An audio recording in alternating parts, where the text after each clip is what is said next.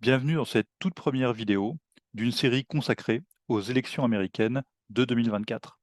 Il s'agit en fait presque de la première étape d'un projet soutenu par l'université, soutenu par le laboratoire climat, un projet qui vise à faire produire tout au long de cette année électorale un certain nombre de contenus à la fois par des collègues, par moi, par d'autres, et surtout par des étudiants, mais également à travailler avec des lycéens autour de ces élections. L'idée sera de produire des vidéos, des textes, des podcasts, des conférences publiques consacrées à cette longue marche vers, vers la date du 5 novembre 2024, lorsqu'aura lieu l'élection présidentielle américaine, avec tous les enjeux évidemment que cela peut représenter. Cela peut représenter à la fois pour les États-Unis et pour l'Europe.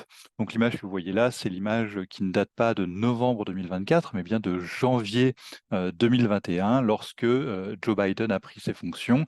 15 jours seulement après ce qui est généralement décrit comme une tentative de coup d'État, ou en tout cas une occupation violente du Capitole.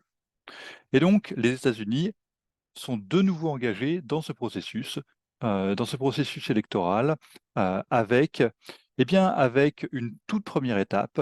Cette toute première étape, c'est le petit État de l'Iowa, avec des caucus républicains qui auront lieu lundi 15.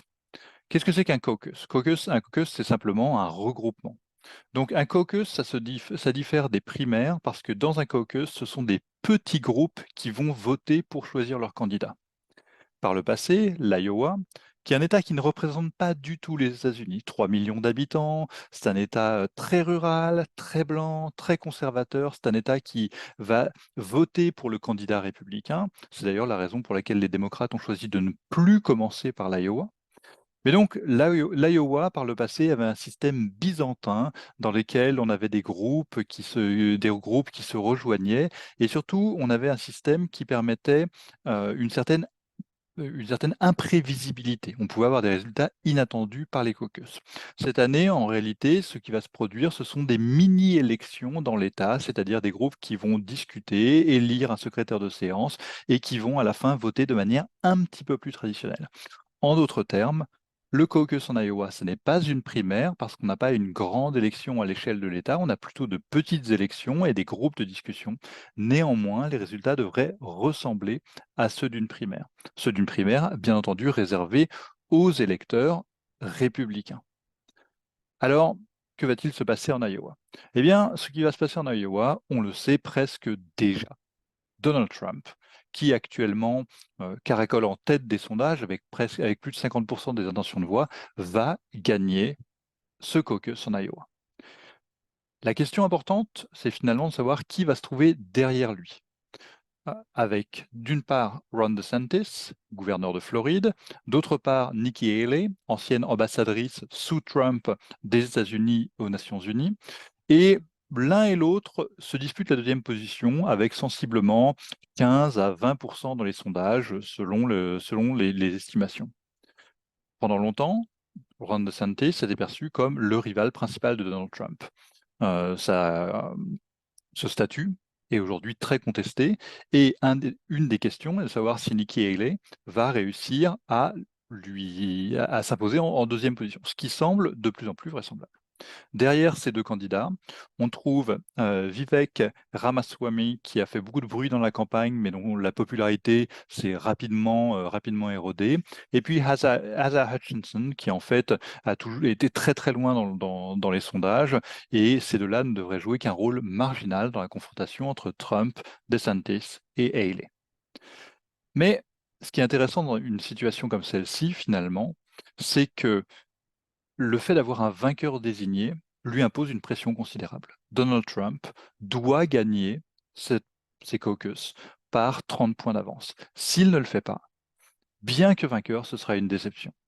De la même manière, si Nikki Haley produit une performance légèrement supérieure à celle qui lui est annoncée, performance médiocre, 15-20%, mais si elle devait atteindre 25%, alors elle gagnerait ce que les Américains appellent le momentum, c'est-à-dire l'élan qui doit emmener un candidat jusqu'à l'élection. Donc finalement, nous n'apprendrons rien lundi, sinon la trajectoire des candidats, qui monte, qui descend. Et pourquoi est-ce que c'est important? Eh bien parce que l'étape suivante, le 23 janvier, c'est une primaire, cette fois, une primaire ouverte dans le New Hampshire. Et dans le New Hampshire, il peut se passer quelque chose. En partie parce que Chris Christie, qui est montré ici, est rentré dans la campagne présidentielle républicaine comme adversaire déclaré de Donald Trump, Chris Christie vient d'arrêter sa campagne et de fait, l'opposition à Trump est désormais incarnée par Nikki Haley, candidate très conservatrice, mais néanmoins perçue comme un peu plus centriste et un peu plus acceptable par par les électeurs indépendants que Donald Trump. Et les sondages suggèrent que Haley pourrait battre Donald Trump dans le New Hampshire dans 10 jours. Et donc tout l'enjeu est là. Est-ce que l'Iowa va servir de rampe de lancement à Haley pour essayer de devenir une candidate qui pourrait contester l'hégémonie de Trump au sein du Parti républicain, ou bien est-ce que Donald Trump va simplement confirmer l'emprise qu'il a sur le parti, malgré ses nombreux démêlés judiciaires et malgré disons, l'hostilité très profonde qu'il suscite pour une part de la population américaine. Et tout ça, nous le saurons dans 10 jours, à l'occasion peut-être d'une nouvelle vidéo.